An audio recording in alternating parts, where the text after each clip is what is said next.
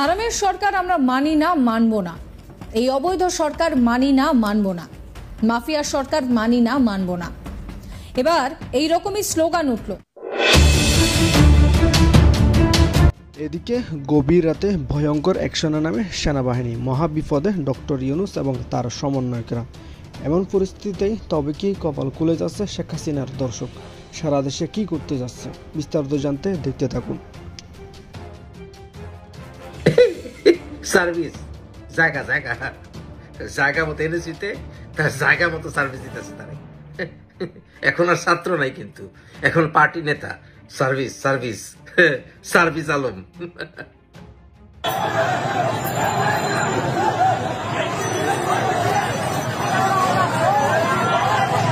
শেখ হাসিনা বলছিল দেশটা তার বাপের, টিকতে পারে নাই। এখন যদি আন্দোলনকারীদেরকে বাদ দিয়ে আপনারা মনে করেন এই প্ল্যাটফর্ম আপনাদের বাপের, আপনারাও টিকতে পারবেন। হঠাৎ করে মাঝরাতে ফোন দিলেন আপনার নরেন্দ্র মোদীকে ডোনাল্ড ট্রাম্প। অনেকে বলেন যে ভাই মাঝরাতে কেন ফোন দেয়, কারণ তখন হচ্ছে আপনার আমেরিকাতে অফিস টাইম। বাংলাদেশে বর্তমানে এই দখলদার ইউনূস বাহিনীকে বিভিন্ন জন, বিভিন্ন শ্রেণী পেশার মানুষ বিভিন্ন নামে অভিহিত করছে। কেউ বলছে এটা আয়ামে ইউনুসিয়া যুগ, কেউ বলছে এটা শয়তান ইবলিসের যুগ, কেউ বলছে এটি দর্শনের যুগ, কেউ বলছে এটি ছিনতাইয়ের যুগ, কেউ বলছে এটি মবের মূল্যকের যুগ।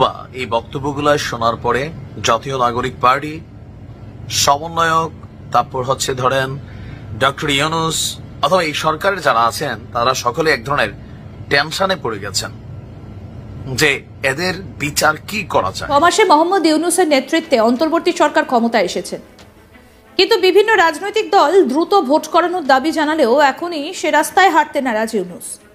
2025-এর ডিসেম্বর অথবা 2026-এর জানুয়ারিতে বাংলাদেশে সাধারণ ভোট করানোর পক্ষপাতী ইউনূস প্রশাসন। তবে সূত্রের খবর বাংলাদেশের কয়েকটা জেলায় ভোট করানোর পরিস্থিতি রয়েছে বলে মনে করছেন ইউনূস। আসসালামু আলাইকুম রহমতুল্লাহ, সবাই কেমন আছেন? আশা করি সবাই অনেক অনেক ভালো এবং সুস্থ আছেন। সবাইকে স্বাগতম জানাচ্ছি আমাদের আরেক নতুন ভিডিওতে। প্রতিদিনের মতো আমি আপনাদের সিরিয়াত ফারুকী। দর্শক, আজকের ভিডিওর টাইটেল এবং থাম্বনেল দেখে বুঝতে পেরেছেন আজকে কি বিষয় নিয়ে কথা বলবো। খুবই গুরুত্বপূর্ণ একটা বিষয় নিয়ে কথা বলবো। হঠাৎ করে দেশে কি শুরু হলো, কি হচ্ছে সারা দেশে। ইতিমধ্যে আপনারা সবাই ভিডিওর শুরুতে বেশ কিছু অংশ বিশেষ দেখে বুঝতে পেরেছেন আজকের ভিডিওটা কতটা গুরুত্বপূর্ণ। তাই এই বিষয়টা নিয়ে আর বেশি বিস্তারিত বলবো না, কারণ বিস্তারিত বলতে গেলে ভিডিওটা অনেক লম্বা হয়ে যাবে। আমি সংক্ষেপে করার ক্ষেত্রে আপনাদেরকে মূল আলোচনা নিয়ে যাচ্ছি। তার আগে আপনি ছোট্ট একটি অনুরোধ জানাতে চাই, যদি আমাদের চ্যানেলটিতে এখন নতুন থাকে প্লিজ দয়া করে আমাদের চ্যানেল সাবস্ক্রাইব করে ধারাবাহিকভাবে আশা করি ভিডিওটি ধৈর্য সহকারে দেখে আপনার মূল্যবান মতামত কমেন্ট করে জানাবেন। আর বেশি কথা বলাচ্ছেন আমরা একটা ভিডিও ফুটেজের মাধ্যমে একটু বিস্তারিত দেখি। যে যেখান থেকে ভিডিওটি দেখতেছেন সবাইকে জানাই মনের অন্তঃস্থল থেকে ভালোবাসা ও অভিনন্দন। হঠাৎ করে মাঝরাতে ফোন দিলেন আপনার নরেন্দ্র মোদীকে ডোনাল্ড ট্রাম্প। অনেকে বলেন যে ভাই মাঝরাতে কেন ফোন দেয়, কারণ তখন হচ্ছে আপনার আমেরিকাতে অফিস টাইম। এখন আসুন, ডোনাল্ড ট্রাম্প সরাসরি আপনার মার্চ মাসের ভিতরে আপনার আসতেছে, ইন্ডিয়া আসতেছে এবং আপনার শেখ হাসিনার সাথে সরাসরি কথা বলতেছে। তার আগে আপনাদের এই ইটা দেখাই আমি, দেখেন বেশ ভালোভাবে দেখবেন যে কেন আসতেছে। তাহলে তো অনেকে প্রশ্ন করবেন যে ভাই আপনি সবসময় বলেন যে মাঝরাতে আসতেছে, তো আসার পিছনে কারণটা পাইলেন?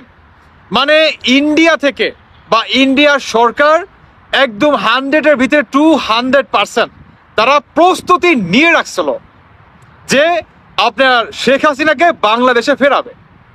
আপনার ভারত বাংলাদেশের সীমান্ত রক্ষাতে বা যেই বর্ডারে, সেখানে আপনার মানে অনেক আপনার সিকিউরিটি কিংবা অনেক সৈন্য আপনার অস্ত্রের দিক দিয়ে বা যে প্রযুক্তিগুলো দরকার আর কি যুদ্ধক্ষেত্রে বা যে কোনো আপনার সিচুয়েশনে সমস্ত কিছু আঞ্জাম দিছে ভারত।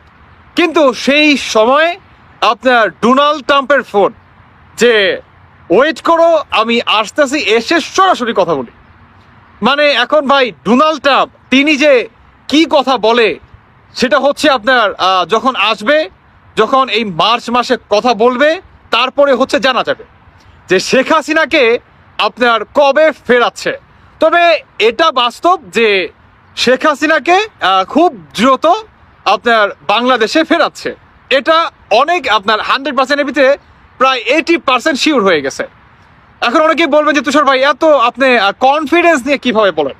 দেখেন একটা কথা বলি, আমাদের বাংলাদেশের এই অন্তর্বর্তীকালে সরকারের বর্তমান যে অবস্থা করছে আপনার আমেরিকার প্রেসিডেন্ট ডোনাল্ড ট্রাম্প, সেটা যদি আপনার বা সেটার বাস্তবায়ন যদি আপনি দেখতে চান, তাহলে ভাই এই লেখাটা দেখেন। আমি এর আগে একটা ভিডিওতে দেখাইছি, এর আগের ভিডিওতে আমি দেখাইছি, আমি আবারও দেখাইলাম যে আমাদের বাংলাদেশ থেকে উপদেষ্টা থেকে আপনার 11 জন 5 দিনের সফরে ভারত আসতেছে, যাতে বহির্বিশ্বে থেকে একের পর এক প্রেশার আমাদের বাংলাদেশে না আসে, বিশেষ করে এই অন্তর্বর্তীকালে সরকারের উপরে যাতে না আসে, আর হচ্ছে আমাদের বাংলাদেশের সেনাবাহিনীর উপরে।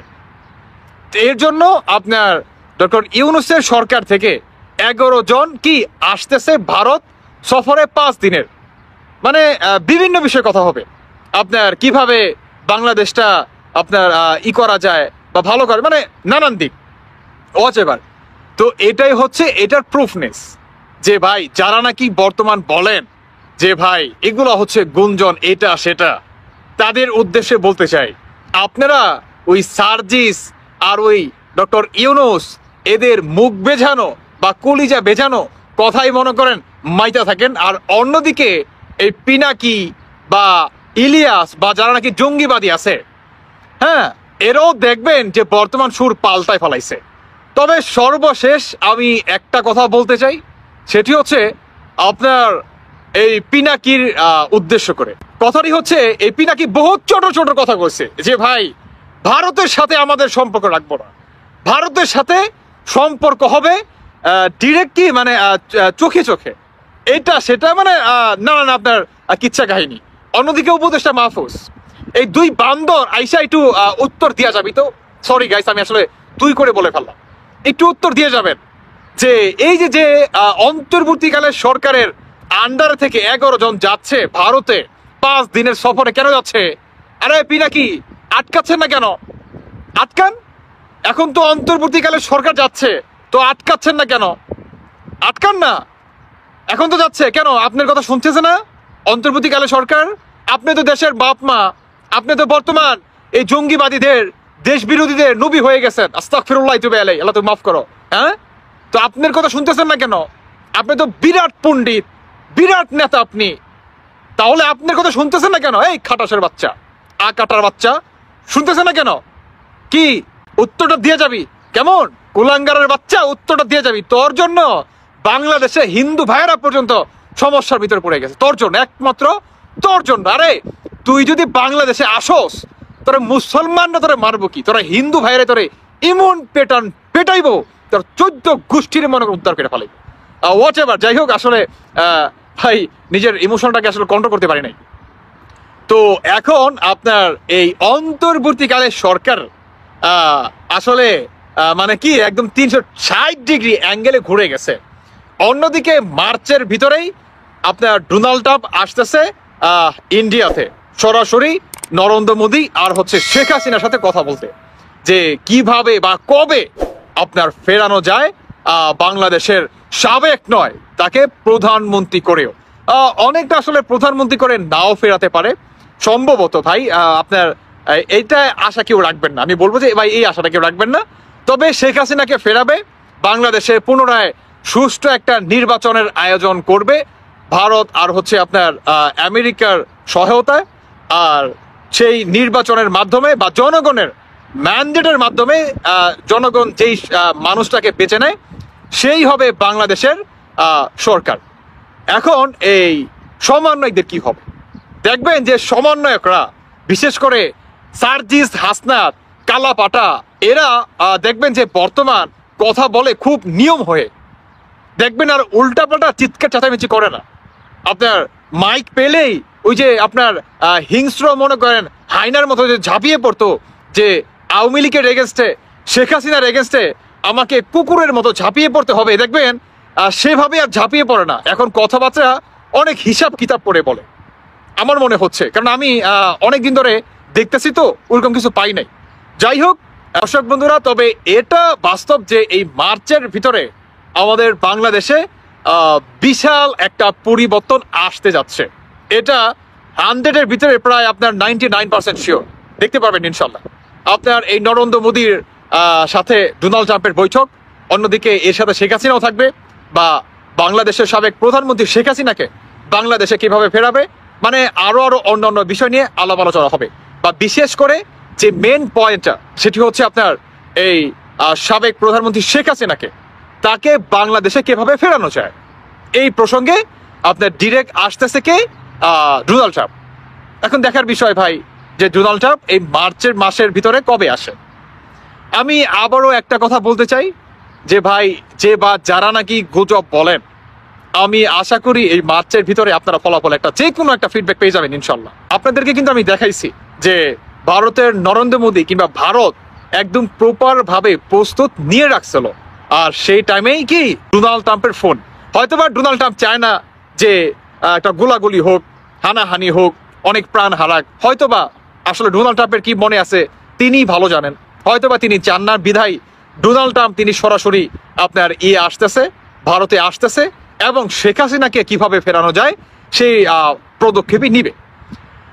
এখন সর্বশেষ আরেকটি লাইন, শেখ হাসিনা যদি ফিরে বা ডোনাল্ড ট্রাম্প যদি ফেরায়, এই বৈষম্য বিরোধী ছাত্র আন্দোলনকারীদের ভিতরে সমন্বয়ক বা ছাত্র জনতা যে বাজারা ছিল তারা কি পুনরায় 5 আগস্টের মতো বা জুলাই মাসের মতো কোনো আন্দোলন করতে পারবে, রাস্তাঘাটে দাঁড়াতে পারবে?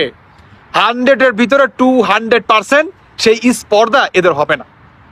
স্পর্ধা কি এদের হবে না। অন্যদিকে দেখবেন যে এয়ারপোর্টের ভিতরে আপনার প্রায় 1.5 থেকে 2 কোটি মানুষ যাবে শেখ হাসিনাকে রিসিভ করার জন্য। এটা কিন্তু বাস্তব, দেখবেন মিলে যাবে ইনশাল্লাহ। সাধারণ মানুষ পর্যন্ত যাবে, কারণ এই সমন্বয়কদের দ্বারায় আর উপদেষ্টাদের দ্বারায় বাংলাদেশটা যে কোন পর্যায়ে আছে সেটা আপনি বা আমরা সবাই জানি। যাই হোক দর্শক বন্ধুরা, আমি আসলে আর কিছু বলতে চাচ্ছি না, বাকিটা আপনাদের ব্যক্তিগত মতামত জানিয়ে যাবেন। তবে এটা কথা বাস্তব, এই মার্চের ভিতরেই বাংলাদেশে বড় একটা আপনার পলিটিক্যাল পার্টিতে বিশাল একটা পরিবর্তন আসতে যাচ্ছে। আর ইউনূস সরকারও কি দেখবেন কোথায় যায়। যাই হোক, আপনাদের ব্যক্তিগত মতামত জানিয়ে যাবেন। ধন্যবাদ সবাইকে। আল্লাহ হাফেজ। আসসালামু আলাইকুম। আসসালামু আলাইকুম। পৃথিবীর যে প্রান্ত থেকে দেখছেন এবং শুনছেন সবাইকে শুভেচ্ছা জানাচ্ছি। বাংলাদেশে বর্তমানে এই দখলদার ইউনূস বাহিনীকে বিভিন্ন জন, বিভিন্ন শ্রেণী পেশার মানুষ বিভিন্ন নামে অভিহিত করছে।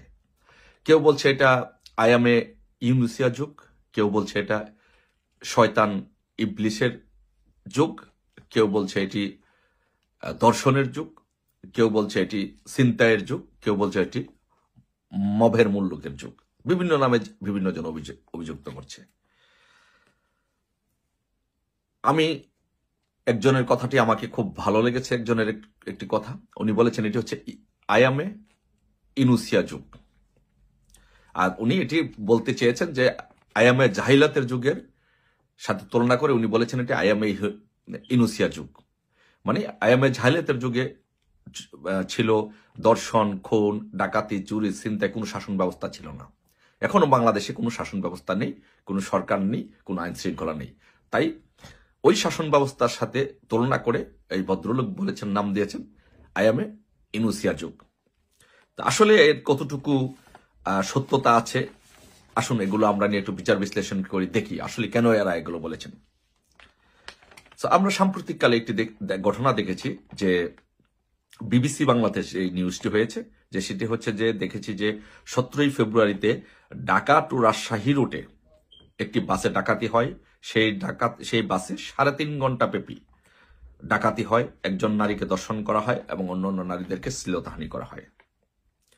আমরা দেখেছি ডয়েচে ভেলে একটি রিপোর্ট হয়েছে যে বনশ্রীতে প্রকাশ্যে একজন স্বর্ণ ব্যবসায়ীকে, যার নাম আনোয়ার হোসেন, তার কাছ থেকে 160 ভরি স্বর্ণ এবং 1 লাখ টাকা ছিনতাই করে ছিনিয়ে নেওয়া হয়েছে। আমরা দেখেছি ডেভিল হান্ট নামে বাংলাদেশের ডেভিলরা আওয়ামী লীগের নেতা কর্মীদেরকে গণহারে গ্রেপ্তার করছে এবং 9,253 জন লোককে গ্রেপ্তার করেছে 17 দিনে। জি ডয়েচে ভেলে আরেকটি রিপোর্ট। আমরা দেখেছি গত 24 ঘন্টায় 100 জনের ধর্ষণ হয়েছে।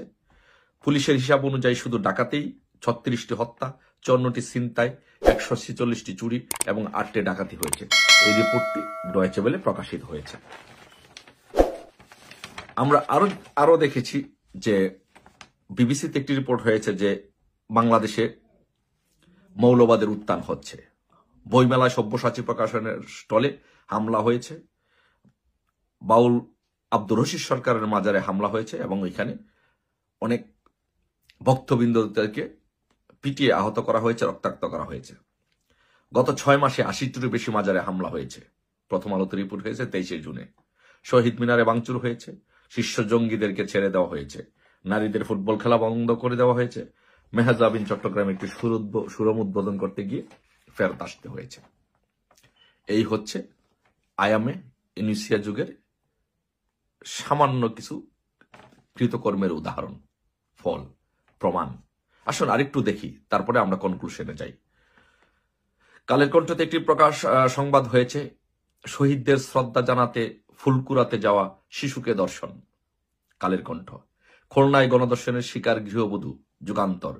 অস্ত্রের মুখে তুলে নিয়ে গার্মেন্টস কর্মীকে সংঘবদ্ধ দর্শন, সময় নিউজ।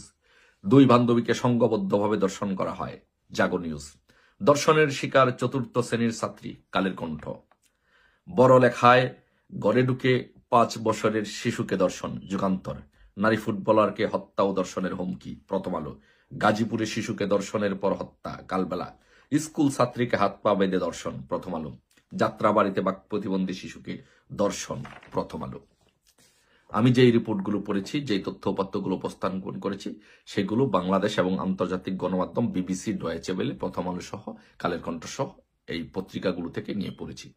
সো আমার এই রিপোর্টটিকে কেউ প্রশ্ন করা বা মিথ্যা বলা বা কোনো সুযোগ বা অবকাশ নেই, যেহেতু একদম স্বনামধন্য পত্রিকাগুলো রিপোর্ট করেছে। সো এখন আমার প্রশ্ন হচ্ছে, আমরা কি এই যুগকে আয়ামে জাহিলাতি যুগের সাথে তুলনা করে আয়ামে ইউনুসিয়ার যুগ আমরা বলতে পারি কিনা? তো আমি যদি দেখি, আমি ব্যক্তিগতভাবে মনে করি যে এই সময়ে বর্তমানে বাংলাদেশে যা চলছে এবং যা হচ্ছে, এই সভ্যতার যুগে পৃথিবী যেখানে এগিয়ে যাচ্ছে, বাংলাদেশ যেখানে এগিয়ে যাচ্ছিল, সেই জায়গাটিকে, উন্নয়নের জায়গাটাকে থামিয়ে যেইভাবে বাংলাদেশে ধর্ষণ করা হচ্ছে, ছিনতাই করা হচ্ছে, চুরি করা হচ্ছে, ডাকাতি করা হচ্ছে, মানুষের জীবন কেড়ে নেওয়া হচ্ছে, মানুষের বাড়িঘরে আগুন দেওয়া হচ্ছে, লুটপাট করা হচ্ছে, ধ্বংস করা হচ্ছে, এটাকে আমি নিশ্চয়ই ওই ভদ্রলোকের সাথে তুলনা করে বলতে পারি এটা একটা সত্যি একটা আয়ামে ইউনুসিয়া যুগ। আয়ামে ইউনুসিয়া যুগ এবং আয়ামে ইউনুসিয়া যুগের শাসক ইউনুস তার বুইরা বয়সে কি বিমূর্তি ধরেছে রাষ্ট্র ক্ষমতা দখল করার। একটা বুইরা খাটাস মানুষের নিরাপত্তা দিতে পারে না, আবার আরেকটা বুইরা খাটাস জাহাঙ্গীরকে স্বরাষ্ট্র উপদেষ্টা বানিয়েছে, কোন নারীদের নিরাপত্তা দিতে পারে না। মিস্টার জাহাঙ্গীর, আপনাকে আমি প্রশ্ন করি, আপনি একজন আর্মি অফিসার ছিলেন, আপনি এত বড় শয়তান হতে পারেন না? আপনি চিন্তা করে দেখুন, যেই নারীদেরকে ইজ্জত নেওয়া হচ্ছে, যে নারীদেরকে ধ্বংস করা হচ্ছে, যে নারীদেরকে গায়ে হাত দেওয়া হচ্ছে, দর্শন করা হচ্ছে, আপনার পরিবারের কোন সদস্যকে যদি গায়ে হাত দেওয়া হয়, ওড়না টান দেওয়া হয়, বুকে হাত দেওয়া হয়, আপনার পরিবারের কোন সদস্যকে যদি দর্শন করা হয়, তাহলে আপনার অনুভূতিটা কেমন হবে? এটা স্বরাষ্ট্র উপদেষ্টা জাহাঙ্গীর সাহেব, আপনাকে প্রশ্ন, আপনি একজন আর্মি অফিসার ছিলেন। আর বুইরা খাটাস ইনুস, আপনার কাছে প্রশ্ন, খাটাস ইনুস, আপনাকে সবাই আইএমএ জাহালাতের সাথে তুলনা করে আপনাকে আইএমএ ইউনুসিয়া যুগ বলছে। আপনার পরিবারের কোন সদস্য যদি দর্শন করা হয়, আপনার কেমন লাগবে? অনেকে বলছে যে আপনি সমকামী, আপনার খারাপ নাও লাগতে পারে, আপনি অন্যপন্থার মানুষ, বাট বুইরা খাটাস এনুস, আপনি কি ভুলে গেছেন বাংলাদেশের ইতিহাস, ঐতিহ্য? বাংলাদেশের মানুষ যখন জেগে ওঠে, তখন কিন্তু কেউ কোনো স্বৈরশাসকই পালাতে পারে নাই। আপনি তো কোনো বাংলাদেশের কোনো খবর রাখেন না, কোনো খবর দেখেন না, আপনি শুধু এই দেশ থেকে কিভাবে টাকা পাচার করে আপনি সামাজিক সুদের ব্যবসা করতে পারবেন, আপনি সেটি নিয়ে ব্যস্ত। দেশ থেকে আপনি টাকা পাচার করছেন, আপনি আওয়ামী লীগের নেতাকর্মীদেরকে, নিরীহ নেতাকর্মীদেরকে হত্যা করছেন, জেলে দিচ্ছেন, তাদের ব্যবসা প্রতিষ্ঠান জ্বালিয়ে দিচ্ছেন, তাদের ঘরবাড়ি পুড়িয়ে দিচ্ছেন। এটাকে আইএমএ জাহিলাতি যুগের সাথে তুলনা করে আপনাকে আইএমএ ইউনুসিয়া যুগ বলবে না মানুষ? অবশ্যই বলবে। এবং আপনি মনে করছেন যে আজকে সেনা প্রহরাই থেকে আপনি রক্ষা পাবেন? আপনি রক্ষা পাবেন না। আপনাকে, আপনার মতো বুইরা খাটাসকে এই বাংলাদেশের মানুষ রক্ষা করবে না, ক্ষমা করবে না। আপনার কোনো ক্ষমা নেই। আপনার বিচারই বাংলার মাটিতে হবে, সেটি আপনি মনে রাখবেন। আপনাকে এর পরিণতি ভোগ করতে হবে। ধন্যবাদ। জয় বাংলা, জয় বঙ্গবন্ধু।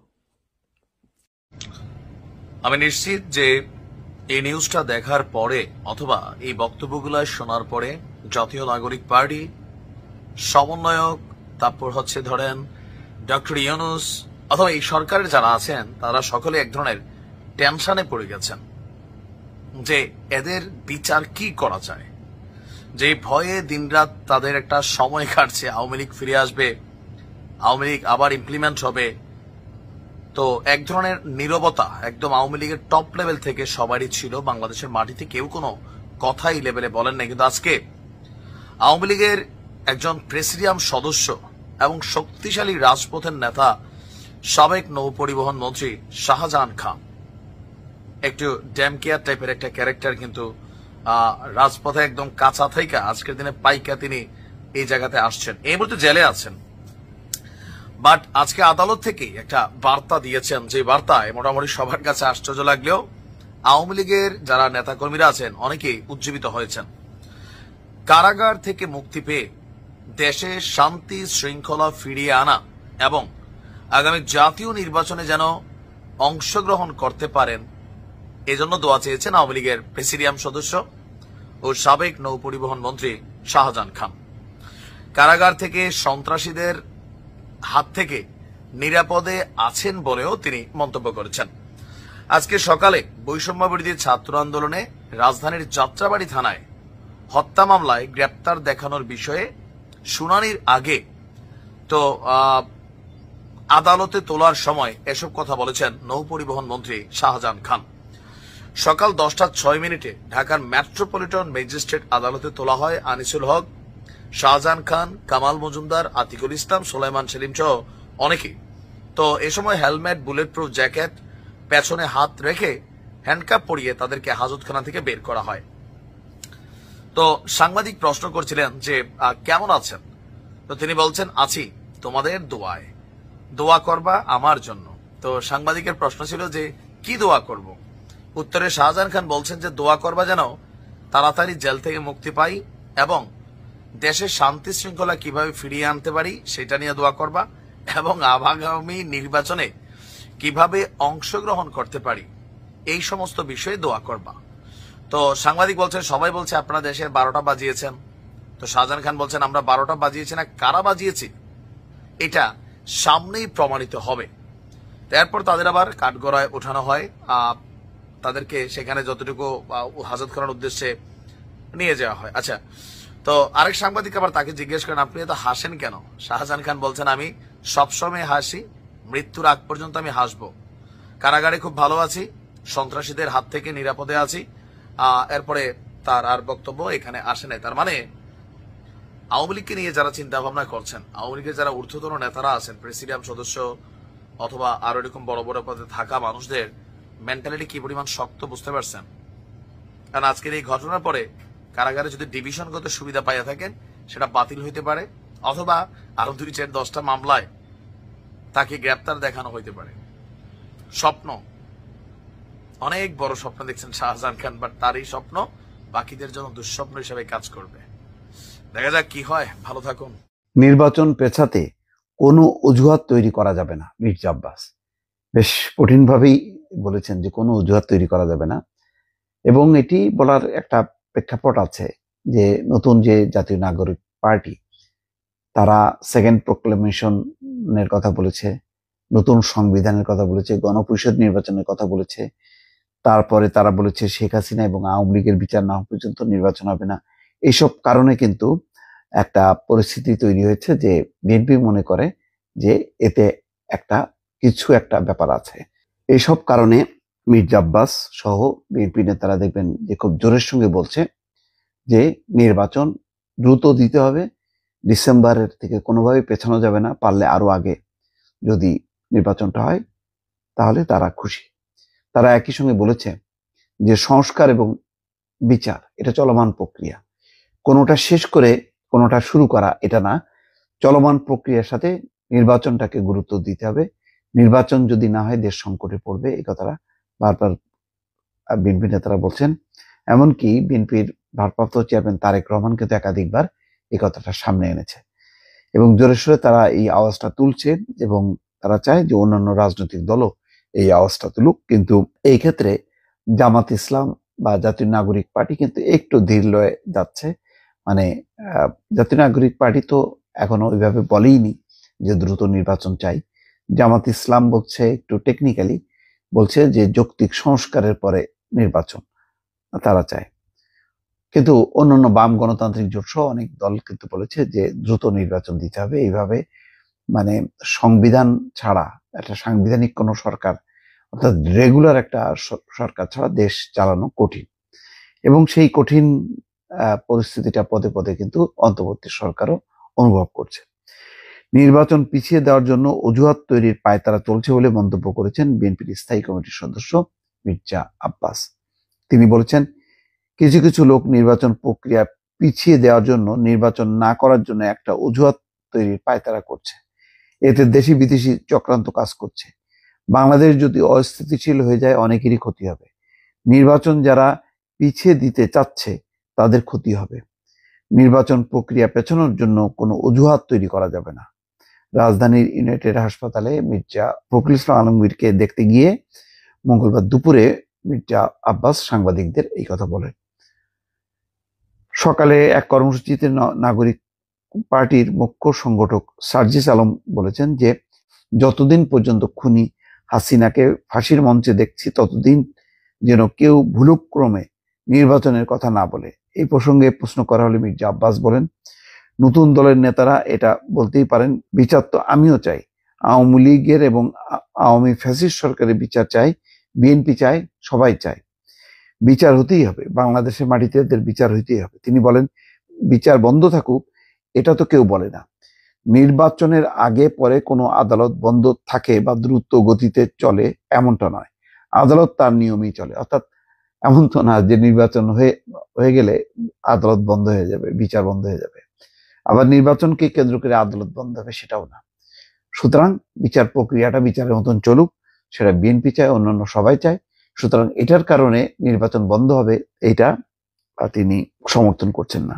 মির্জা আব্বাস বলেন, দ্রুত বিচার আদালতে আমার সাজা হয়েছে, আমার স্ত্রীর 16 বছরের সাজা হয়েছে, আমার ভাইয়ের 18 বছরের সাজা হয়েছে, আরো অনেকের সাজা হয়েছে। দ্রুত বিচার আদালতে বিচার হোক, কিন্তু নির্বাচন প্রক্রিয়া পিছিয়ে দেওয়ার জন্য কোনো অজুহাত তৈরি করা যাবে না।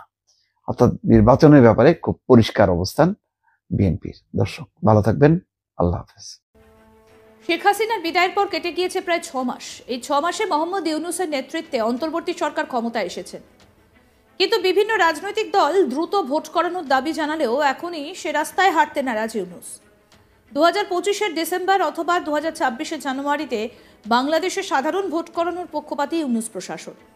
তবে সূত্রের খবর, বাংলাদেশের কয়েকটা জেলায় ভোট করানোর পরিস্থিতি রয়েছে বলে মনে করছেন ইউনূস। এই জায়গাগুলোয় ভোট করানোর পরিস্থিতি হওয়ায় তাহলে কি সত্যি আগে এই জায়গাগুলোতে ভোট হবে?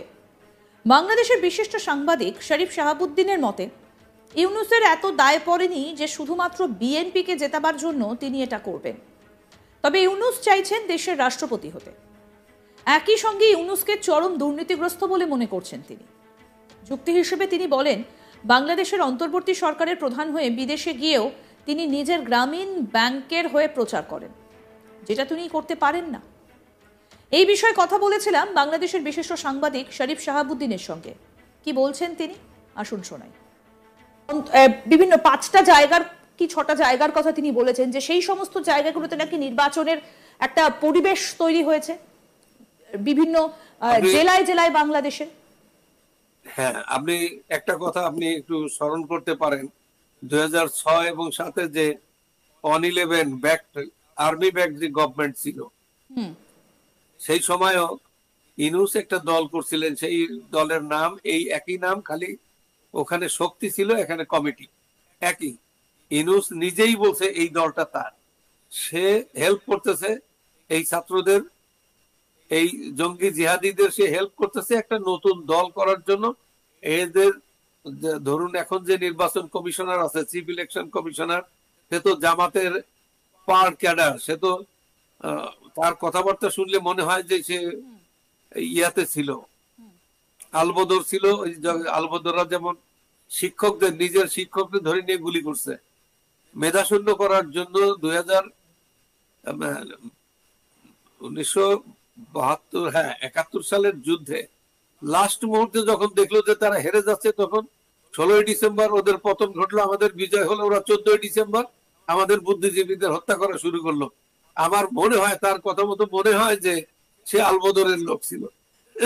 তো এই নির্বাচন কমিশন, এই ইউনূস যে শেখ হাসিনার প্রতি এতটা ভিন্ডিকটিভ, তার অধীনে একটা নির্বাচন যদি তারা করতে পারে এই জন্য, এবং তাকে যাকে তাকে মানে নিজেই ইন্টারনাল ইলেকশন করবে এবং নিজেই সেখানে জয়লাভ করে একেবারে চিরকালের জন্য বাংলাদেশটাকে একেবারে গ্রাস করতে চাইছে। হ্যাঁ, উনি প্রেসিডেন্ট হবে, এই ছেলেরা উনাকে প্রেসিডেন্ট বানাবে। শাহাবুদ্দিনের চাকরি নাই, বিএনপি বসে থাকো, ছোলাকলা হাতে করে ঘুরে বেড়াও, এরকম আর কি একটা প্ল্যান তার আছে।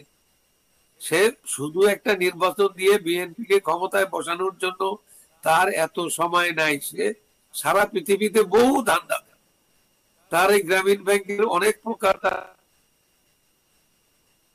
গ্রামীণ ব্যাংকে তার অনেক টাকা রয়েছে এবং এই মুহূর্তে এখানে যায় সরকারি প্রোগ্রামে গেল, তার ওই সোশ্যাল, তার নিজের ব্যবসা নিয়ে কথা বলে। That is highly immoral. আপনি যাচ্ছেন বাংলাদেশ গভর্নমেন্টের প্রধান হয়ে, আপনি সেখানে আপনার সোশ্যাল ব্যাংকিং এগুলো নিয়ে কথা বলেন কেন? ও বেহায়া, বিশ্ব বেহায়া। আমি আরেকটা জিনিস জানতে চাইবো এই বিষয়ে, সেটা হচ্ছে যে বিএনপির ভূমিকা তাহলে কি? বিএনপি তো এখন সবটাই বুঝতে চাইছে যে নতুন রাজনৈতিক দল তৈরি হয়েছে এবং মোহাম্মদ ইউনূস কুরসিতে বসতে চাইছে। বিএনপি একটা ভালো ভূমিকায় আসছে। আপনি দেখেন বিএনপি কিন্তু মনে প্রাণে জিয়াউর রহমান যখন ক্ষমতায় আসে, জিয়াউর রহমান তো বিএনপির প্রতিষ্ঠাতা, সে স্বাধীনতা মুক্তিযুদ্ধের যে স্পিরিট গুলো সবগুলো ধ্বংস করে দিয়েছে নিজের হাতে।